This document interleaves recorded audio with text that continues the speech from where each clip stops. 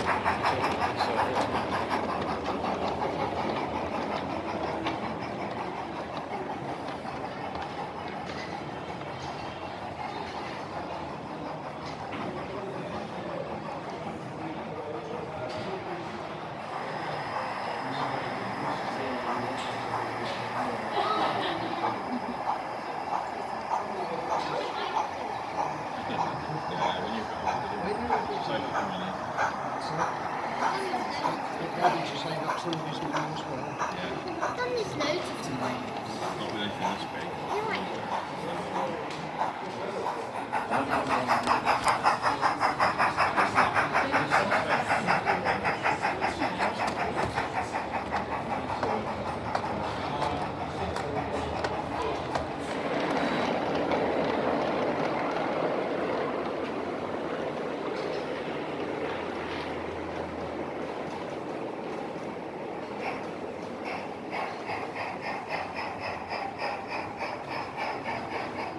Take a closer look at some of them. The first one coming to the arena is a 1926 Babcock and Wilcox 10-ton steamroller. This is owned by Alan Sloper from Newport here on the island. In 1926, W.W. Buncombs at Highbridge in Somerset ordered several new rollers, and this was one of them. It's the only one of 3 10-ton rollers which were built which survives. Its name is Brutus, and it was last used commercially to roll the approach ride to the original Hinkley Point power station.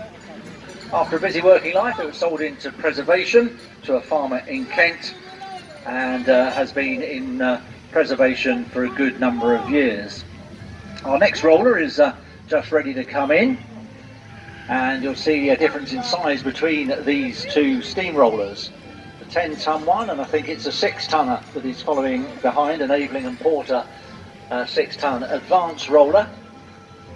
Now, steamrollers like this were used for rolling out roads, pavements, trackways and so on the highways and byways around the country, and in places like industrial estates, airfields, dockyards and so on. But these would have been a very common sight for road makers in the early part of the last century. Steamrollers produced in very large numbers by a large number of traction engine makers. Traction engines first established really in the mid to late Victorian era, and were at their prime from around about 1900 through to about 1935-40, up until the Second World War. So the 10-ton advance roller just going around the centre of the arena, and a 10-ton road roller on the top side of the arena, 6-ton advance roller just about to turn in front of the commentary position, which is a 1928 Wallace and Stevens advance roller owned by Jed Jackson from Chesil here on the island.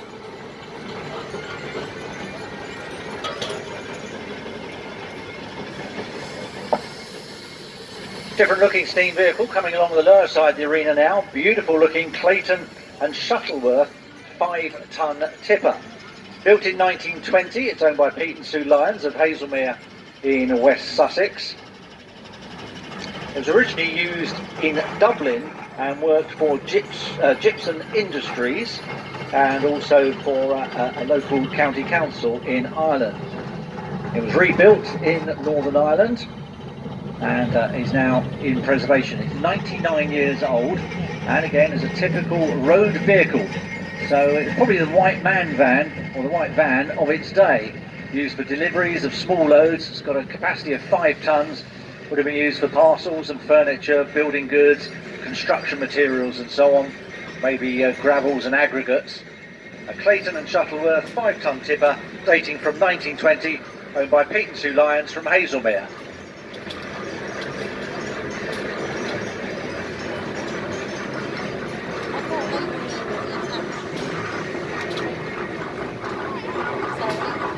(1921) Garrett 4CD tractor, owned by the Burberry family from Hertfordshire. It was originally used by Fenton and Sons for timber haulage over several local counties in the Hertfordshire area. So you may have seen earlier on some of the agricultural tractors we had and some of the heavy haulage commercial vehicles we had dating from the 40s, 50s and 60s. Well, steam from the late Victorian era onwards through to the Second World War really prevailed in heavy haulage. And these are known as tractors. Today we call them traction engines, but it's actually a steam tractor which would have been used for heavy haulage purposes, and vehicles such as this would have been used on roads, on the highways for carrying loads from town to town, village to village, also on farms, on military establishments and so on. It's a 1921 Garrett 4CD tractor owned by the Burberry family of Hertfordshire.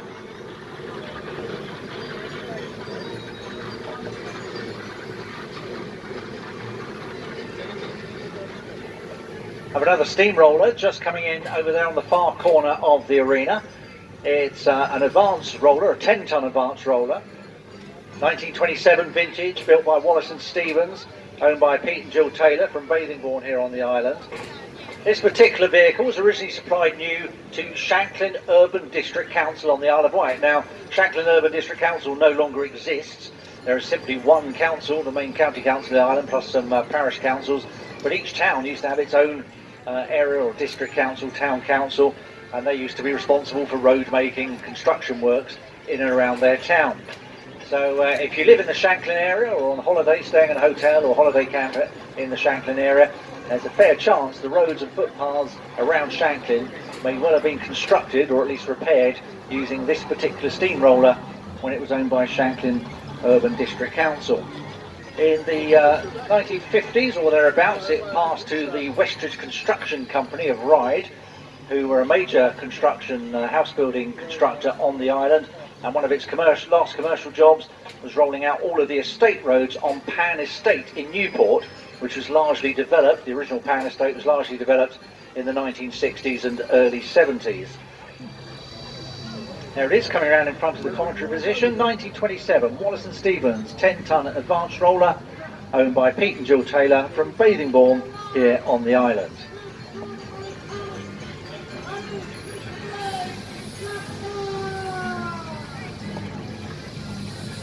The Super Sentinel steam wagon, just coming along the lower side of the arena, dates from 1930. This is owned by HMS Salton, the home of Defence School of Marine Engineering and the Royal Naval Air Engineering and Survival School in Gosport, just across the Solent in Hampshire. The wagon was built in 1930 at the Sentinel Wagon Works in Shrewsbury, making it the youngest Super Sentinel in preservation. It was originally used by Brown & Curve Ipswich, who were timber importers.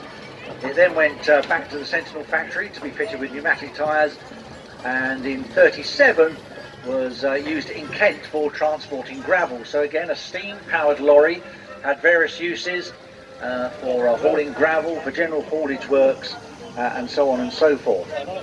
In 1957, she was purchased by Wingham Engineering and was restored in preparation for the Suez crisis, but was only used by a local brewery for deliveries during that period. In 1960, went into the hands of HMS Salton, where it's been ever since. Super Sentinel steam wagon known as Salton, owned by HMS Salton in Gosport in Hampshire. The one just coming round in front of the commentary position is another Sentinel, Super Sentinel, dates from 1 year earlier, from 1929, owned by Malcolm Rogers from Edenbridge in Kent. Built in 29, it returned to the works in 1930 for pneumatic tyres and steam brakes. It was in commercial use for some 31 years. At one time by the United Africa Company in Liverpool, and eventually went into preservation and was bought by the present owner some 30 years ago, who has extensively rebuilt it. It's completed under its own steam, the Land's End to John O'Groats road run, did that 20 years ago. It's a 1929 Super Sentinel steam lorry owned by Malcolm Rogers from Edenbridge in Kent. Now a steamroller just making its turn up in front of the commentary position is a 1923 Aveling & Porter 12-ton G-type roller. So heavier roller than the others we've seen in. We've seen a 6-tonner, 2 10-tonners. This is a 12-tonner. So a mighty beast. Heavy duty work this would have carried out on roads and so on for all the major trunk roads back in the 20s, 30s and 40s. This is owned by Andy Barrett from Wootton here on the island.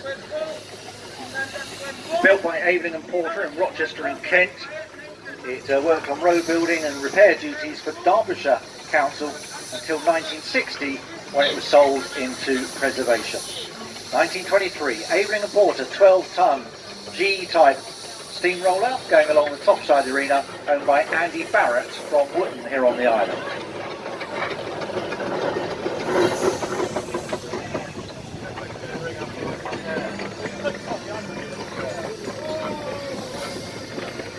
A Foden D-type tractor is about to make its turn in front of the commentary position now, dates from 1933. So again, known as a tractor unit because it was for heavy haulage, plenty of traction. That's where how the name is derived and why we call these things traction engines. But this is real name is a Foden tractor, a D-type tractor built in 1933. It was actually the last Foden steam vehicle built, and was supplied to Murchers of Umberley in Devon, where it was used for timber haulage. So it would have had wagons and trailers on the back, used for forestry work and hauling tree trunks and what have you to the sawmills, and then probably the sawn wood off on deliveries to the local wholesalers and retailers. It was then sold on to a company in Gloucester and then one in Staffordshire, so it's had a busy commercial life, used by different operators. Been owned by the present family for about 8 years. It's owned by Andrew Walker from Buckinghamshire, 1933. Foden D-type timber tractor, just going around the top side of the arena. Let's have a nice whistle up.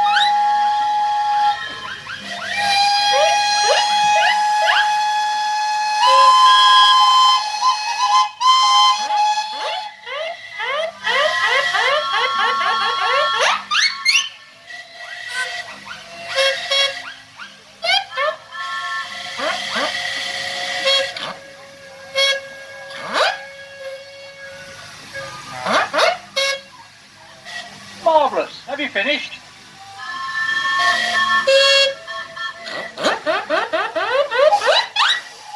Shuffity puff.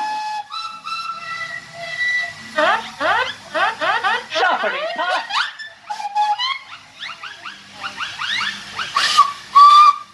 Marvellous. There we are, ladies and gentlemen. Terrific lineup of engines, large and small, ancient and modern.